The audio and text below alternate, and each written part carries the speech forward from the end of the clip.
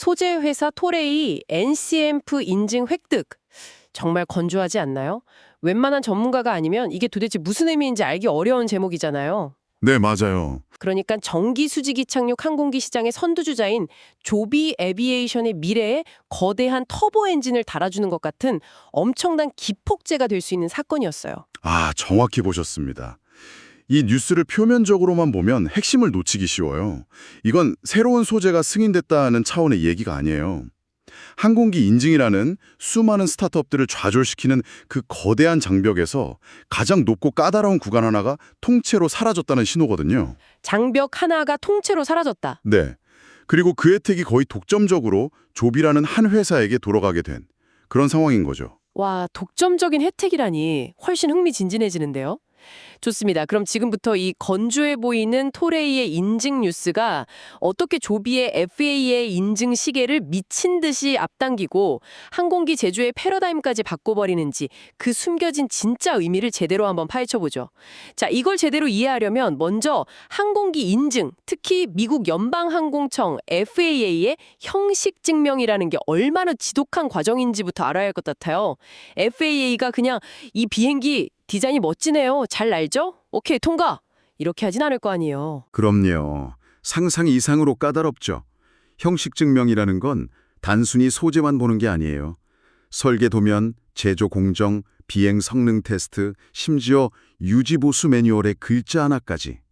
항공기가 상업적으로 운용되기 위한 모든 조건을 거의 원자 단위로 검증하는 절차라고 보시면 돼요. 원자 단위요? 네. 그리고 그 모든 것의 시작점이자 가장 오래 걸리는 첫 단추가 바로 소재고요. 아, 첫 단추부터가 제일 어렵다는 거군요. 네. FAA의 핵심 질문은 이거예요. 이 항공기에 쓰인 소재 정말 믿을 수 있습니까? 근데 이게 그냥 튼튼한가요 정도의 질문이 아니에요. 어떤 식인데요? 섭씨 50도의 뜨거운 사막에서도 영하 40도의 혹한에서도 비 오는 습한 날에도 수만 번의 비행 내내 처음과 똑같은 성능을 유지한다는 걸 통계와 숫자로 증명해 보세요. 이런 식이죠. 듣기만 해도 숨이 막히는데요? 자료를 보니까 같은 공장에서 똑같은 공정으로 만들어도 매번 동일한 품질이 나온다는 것까지 증명해야 한다면서요? 바로 그겁니다. 그걸 증명하려면 수백, 수천 개의 시험 조각을 만들어서요.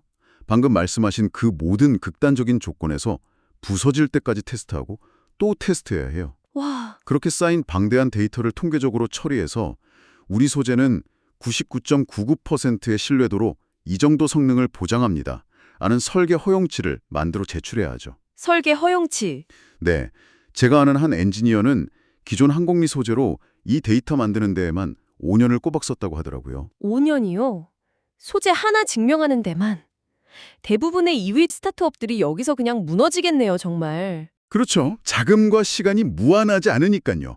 바로 이 절망적인 상황에서 이번 뉴스의 주인공인 NCM프가 등장합니다.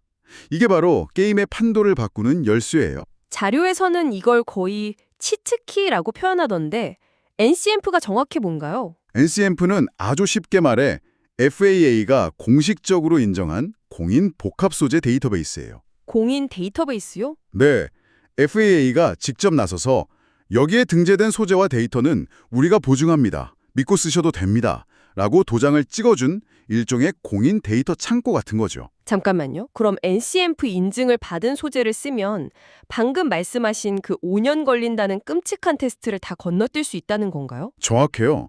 기업이 수년간 수백억을 들여서 반복 시험을 할 필요 없이 그냥 우리는 NCM프 데이터베이스에 이 소재를 사용했습니다. 라고 한 줄 적어내기만 하면 되는 거예요. 와, FAA 심사관 입장에서는 아, 이건 이미 우리가 검증 끝낸 교과서 데이터네. 다음으로 넘어가죠. 가 되는 거고요. 시간과 비용뿐만 아니라 혹시 테스트가 실패하면 어떡하지?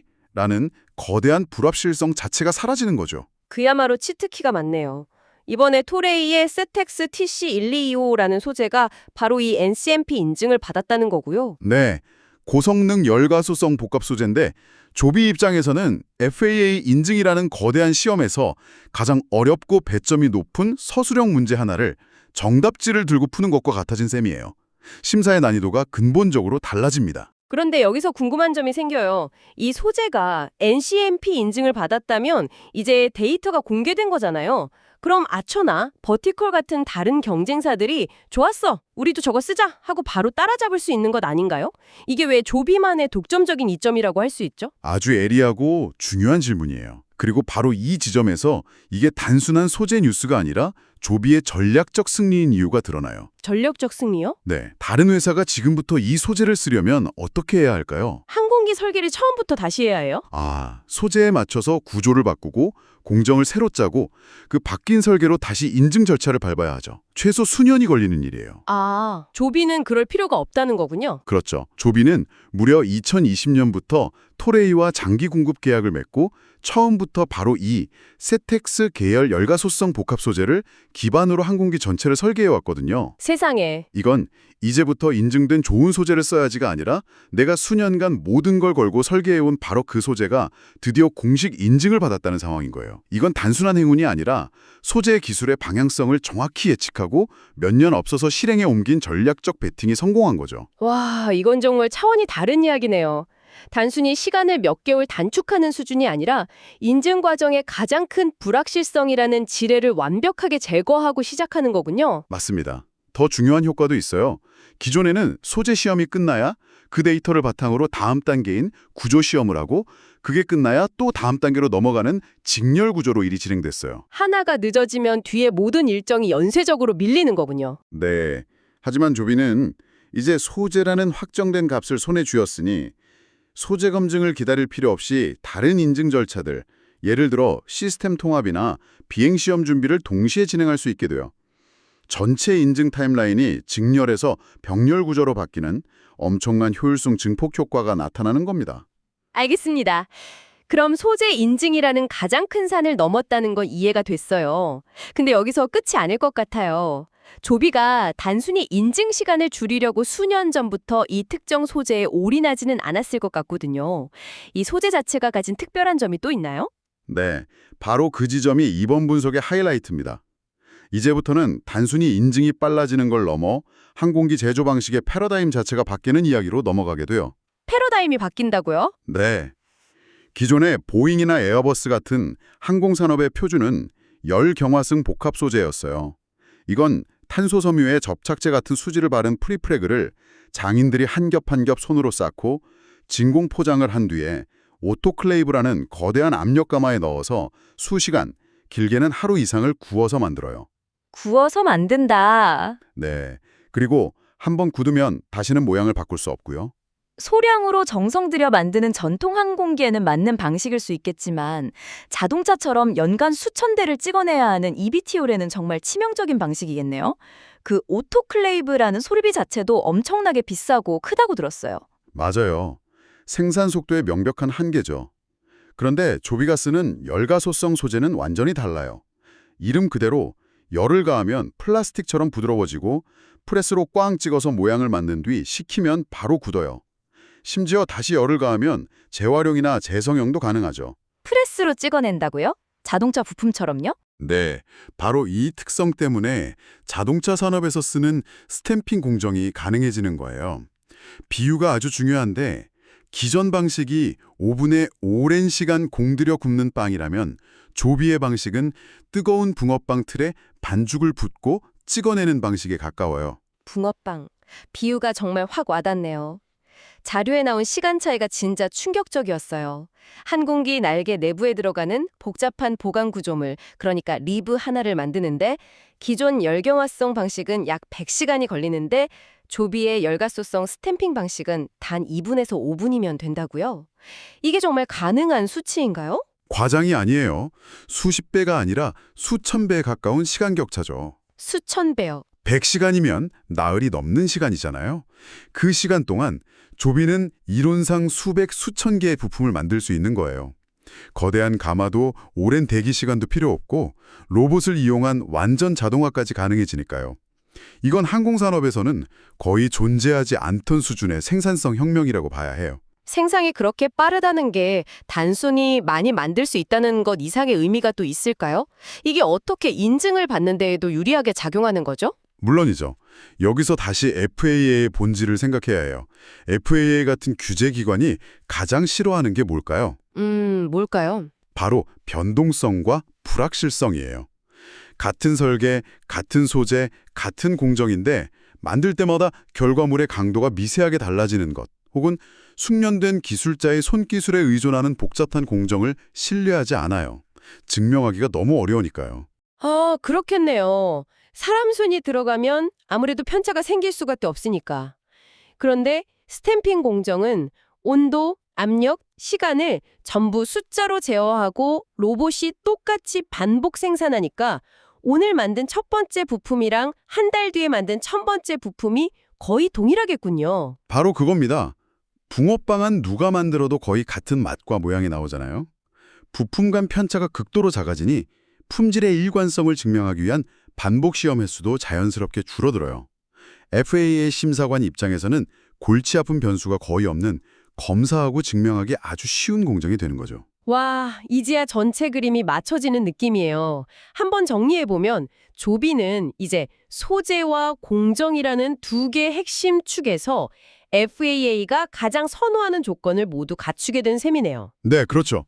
소재는 NCMP 인증을 통해 FAA가 이미 검증을 끝냈고, 공정은 스탬핑 방식을 통해 지루할 정도로 단순하고 반복 가능하고 자동화되어 있어서 변동성 리스크가 극히 낮고요. 정확한 정리예요. FAA의 눈에는 조비의 항공기가 위험 요소가 사전에 대부분 제거된 매우 예측 가능한 새로운 항공기로 보이게 되는 거죠. 이건 다른 경쟁사들이 넘어야 할 수많은 허들을 조비는 이미 출발선에서부터 뛰어넘은 것과 같은 효과를 줘요. 이렇게 소재와 공정에서 압도적인 우위를 점하고 있다면 이건 단순히 인증을 먼저 받는 것 이상의 의미를 가질 것 같아요. 네, 여기서 우리는 eVTOL 시장의 진짜 승부처가 어딘지에 대한 중요한 질문을 던져야 해요. 단순히 누가 먼저 인증받느냐가 전부가 아니에요. 그건 올림픽 예선 통과 같은 거죠. 아, 본선은 따로 있다. 맞습니다. 진짜 게임은 그 다음부터예요. 진짜 질문은 바로 이것입니다. 인증 이후 누가 가장 빨리, 많이, 그리고 싸게 기체를 시장에 공급할 수 있는가? 그러네요. 인증을 받아도 1년에 10대밖에 못 만들면 사업이라고 할 수 없으니까요. 그런데 조비는 오토클레이브 같은 생산 병목이 없으니 인증 직후에 바로 자동차 생산 라인처럼 생산량을 기하급수적으로 늘릴 수 있겠네요. 그렇죠. 다른 경쟁사들이 인증을 받더라도 여전히 오븐에서 빵을 굽는 방식으로 소량을 힘들게 생산하고 있을 때 조비는 공장에서 붕어빵을 찍어내는 방식으로 시장 수요에 즉각적으로 대응할 수 있어요. 이건 단순히 많이 파는 걸 넘어서 기체 가격을 낮추고 운용 비용을 절감시키고 시장 표준을 장악하는 결정적인 무기가 될 거예요. 상용화 이후의 경쟁에서 그 격차는 따라잡기 힘들 정도로 벌어질 수 있습니다. 결국 이번 토레이의 NCMP 인증은 그동안 조비가 주장해온 빠르게 인증되고 빠르게 대량 생산되는 항공기라는 설계 철학이 더 이상 이론이나 희망사항이 아니라 FAA라는 공식적인 인증 환경 안에서 현실이 되었음을 보여주는 결정적인 증거라고 볼 수 있겠네요. 맞습니다. 실험실 수준의 기술이 아니라 지금 당장 FAA 인증 절차에 사용되는 공식적인 방식이 된 거죠. 보이지 않던 거대한 리스크가 사라지고 조비의 전략적 비전이 옳았다는 것이 증명된 순간이라고 할 수 있어요. 오늘은 토레이의 소재 인증이라는 아주 작은 뉴스 조각에서 시작해서 조비의 FAA 인증 가속화, 항공기 제조 방식의 혁명, 그리고 상용화 이후의 압도적인 사업 경쟁력까지 그 연결고리를 깊이 펼쳐봤습니다. 정리하자면 이번 뉴스는 조비가 단순히 잘나는 항공기를 만든 게 아니라 빠르고 쉽게 인증받고 값싸게 대량 생산될 수 있는 항공기를 처음부터 치밀하게 설계했으며 이제 그 전략이 공식적으로 인정받기 시작했다는 대단히 강력한 신호라고 할 수 있겠네요. 단기적인 주가 변동에 영향을 줄 이벤트가 아니라 조비의 상용화 성공 확률 자체를 구조적으로 높여버리는 아주 근본적인 진전이라고 봐야겠군요. 정말 흥미로운 분석이었습니다. 오늘 살펴본 것처럼 조비가 소재와 양산이라는 어쩌면 가장 거대해 보였던 두 개의 허들을 넘어서고 있다면 이제 eVTOL 산업 전체가 진정한 주류가 되기 위해 넘어야 할 다음 병목은 과연 무엇일까요? 아직 해결되지 않은 배터리 기술의 한계일까요? 아니면 수많은 기체들을 하늘에서 통제할 도심 항공교통 관제 시스템일까요? 혹은 이 새로운 교통수단에 대한 우리 대중의 심리적 수용성일지도 모르겠습니다. 한번 깊이 생각해 보실 만한 질문인 것 같네요.